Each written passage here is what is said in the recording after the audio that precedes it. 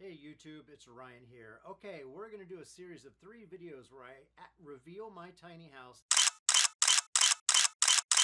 after 5 years, 4 to 5 years of owning this. I've never actually done a full reveal in a dedicated set of videos showing both the interior, the exterior of the tiny house, and to answer all your questions about tiny house building and tiny house living. So that's what this series of video is.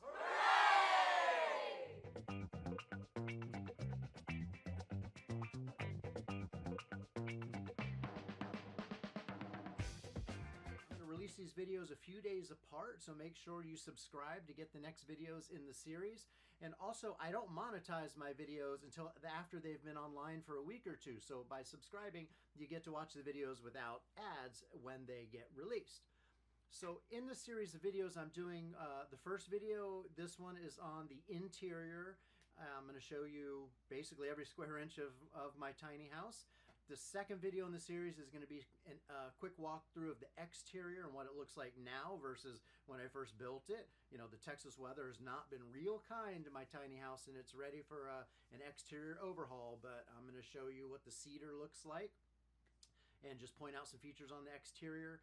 And then the third video is going to be questions answered, a Q&A video where I explain, you know, what it was like to build a tiny house, some of the challenges, what I would do differently, and just make some recommendations for you if you're even remotely considering living in or building yourself a tiny house on wheels.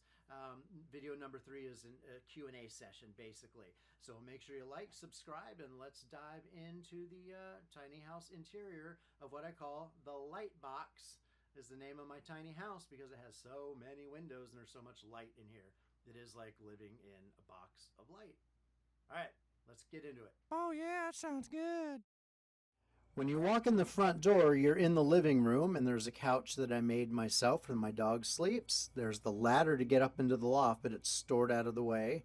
So to the left, we have that guest loft up above and the bathroom down below with a nice big tub and a shower head above it. Clothes storage, basically a closet, one of 2. Plant shelves, a flushing toilet, a copper and glass sink and faucet that I really love, a propane hot water heater, a medicine cabinet, cabinets that I made, and that's pretty much the bathroom. Now there's the couch and some cabinets I made for storage and a shelf for art. There's a big window over the couch. You can see the view out towards the street there. Cars going by. And then basically my desk area where I run 2 laptops, one personal and one for work. I spend a lot of time at this desk. I have a bookshelf above it, more cabinetry that holds books and knickknacks up there. I'm constantly purging my books supply to keep it down. And then I've got a little cubby hole for knickknacks and pens and things like that. So that's basically the desk area. Going into the kitchen, there's a lot going on in here. Microwave, lots of shelves, a double bowl sink with a faucet and a window behind it, trash can, a guitar amplifier, storage down on the right in the area where my dog eats down on the lower right, and then of course storage for plates and cups. There's the dog eating area with my cast iron. Some more cast iron up top, hanging above it, and a cool photo I got from Cuba of guys playing cards in hurricane flood. A vintage Philco mid-50s refrigerator that's been going for over 65 years, strong. And then there is the storage that is the stairs that goes up to my loft. So I made the stairs out of plywood and covered them with bamboo. There's grip tape on the steps so I don't slip when I'm in my socks. It's kind of steep coming down. There is a handrail. There's another plant shelf where I like to keep rocks and plants and things like that. And that wonderful leaded glass window you can see up high. I really like that window. I did carpet my loft. It's got a massive window that's got that black curtain over it. That's Mo, Larry, and Curly, those guys are cute and they keep me company. And then this is my main loft where I have an air conditioner, a skylight, though in this video the skylight's covered so it's just dark up there, but I'm under a big tree. I'll show you that in a minute. I've got a lot more shelves, more storage for books, a shelf for my TV and internet. I do a lot of YouTube watching there. And then I built a wooden storage unit there on the left just to hold knickknacks and just to extend that bedroom loft just a little bit for photographs and a lava lamp and things like that. And then on that shelf, normally it's full of books, but I just packed them up. That's kind of getting my head up in the skylight a little bit. And then more shelves and cubbies for knickknacks, but I tried to clean up a little bit so it didn't look too crowded for the video. And then two windows to the right of the bed. One has the air conditioner, two at the foot of the bed. They're covered there by those green curtains.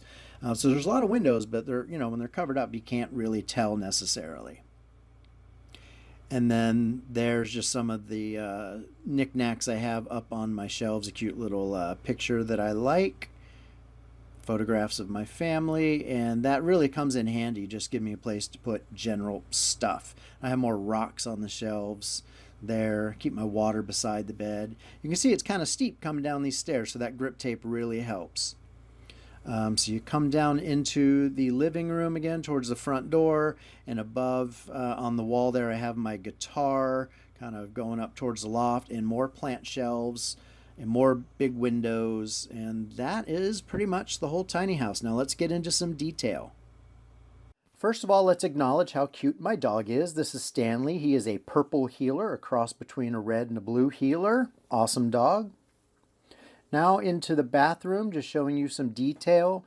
My tub is quite large. It's almost 4 feet across and pretty darn deep, big enough for two, and it came from Tractor Supply, I think. And I painted it white with enamel paint, and I'm using a propane heater to heat it, and that works really well, although temperature control can be a little bit tricky. There's the controls for the tub. It's both the tub and a shower. I keep some of my extra clothes in the bathroom. Love this sink, just some detail shots of it. I highly recommend vessel sinks if you're going with a tiny house. I did make these doors, but they're pretty simple. There's the latching mechanism to lock yourself in the bathroom if you don't want anyone to open the doors. There's the shower head and just some of the roof detail, tongue and groove pine for the ceiling in that bathroom. And, at any point you can pause the video if you want to stare at any of the detail to figure out how I did some things. There's the sink. You can see it on the cabinet with the medicine cabinet as well. That all fits very well into a very small corner.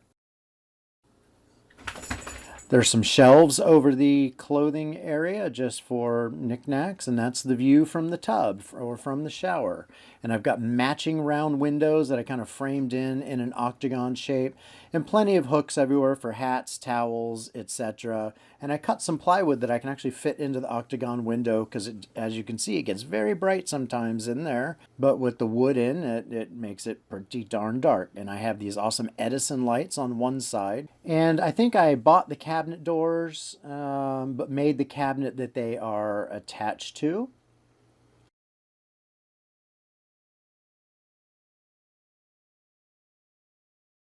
There's Stanley doing his thing, which is sleeping.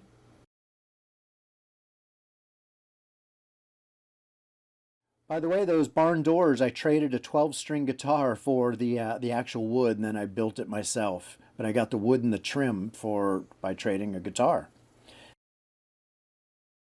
That's how the ladder hooks on right there. I just bent some strapping and it hooks onto a black pipe to get the ladder across to go up into the guest loft. And as you can see, the doors slide open, but when they're closed, you can see the electrical panel, but it's not visible when the bathroom doors are open.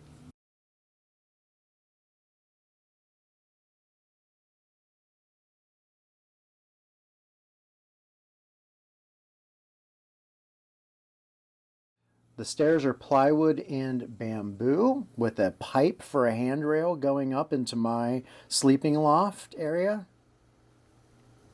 And under the stairs I have a lot of storage for, socks, underwear, winter clothes, a little bit of tools go in there, some of my work clothes and a full-length mirror go under there. And don't forget to buy Bitcoin. So even though I call it the light box and there's 19 windows, it doesn't always seem that way because I keep most of the windows closed for privacy's sake. But believe it or not, yeah, there are 19 windows. A glass door makes 20, and then with the two skylights, I think that brings it up to 22. You can see I keep some things stored to the right of the fridge and then pots and pans to the left of it and around it. I love cooking with cast iron. I highly recommend that for everyone. And I love that you can just put screws into the wall to hang things with. You don't have to do anything fancy when you have plywood walls. There's some more of the cast iron and some of the storage, open storage that I built on the right side of my kitchen cabinets with 3 drawers on the left for utensils and things like that. And this is an antique corn mill grinder and a shelf that it's clamped to, just to give you some ideas of, decoration and things you can do for accents.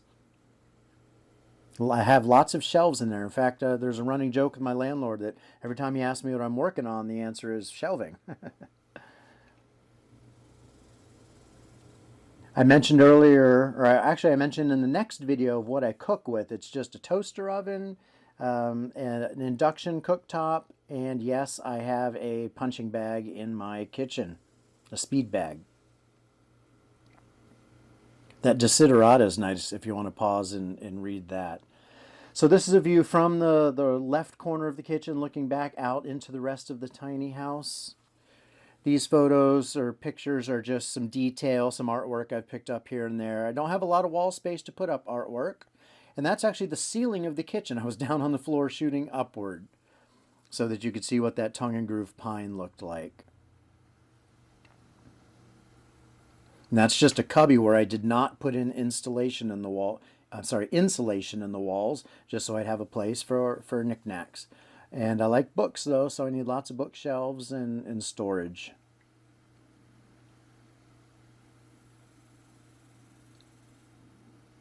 More views of the office and my desk situation. The desk is actually on a piano hinge and it will fold down out of the way when not in use, but it's always in use, so I don't fold it down very often.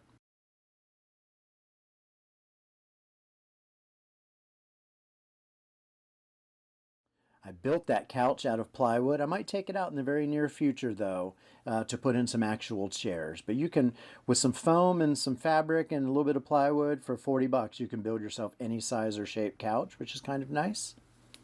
Those are just plywood boxes that I kind of stapled together, nailed together for storage purposes, and they're very flexible and functional. Just more of the rocks that I've picked up over the years from various locations. I've got lots of shelves with lots of random rocks on those shelves. This is the guest loft with the window AC that my son uses when he comes for a visit. I mostly use it for storage, but it is nice to have 2 sleeping areas in a tiny house. I think that's very important, and to feel less cramped and just to have more storage space in general. And these are the views from up in that guest loft across towards my primary sleeping area. I added these big window sills so I can put plants. I had a lot of plants, but when we had the Texas winter storm recently and it froze for days on end and there was no power, most of the plants died, unfortunately. There you can see how the ladder hooks over the barn door area to get up into the loft, and then when it's not in use, I just slide it out of the way and tuck it in next to the couch.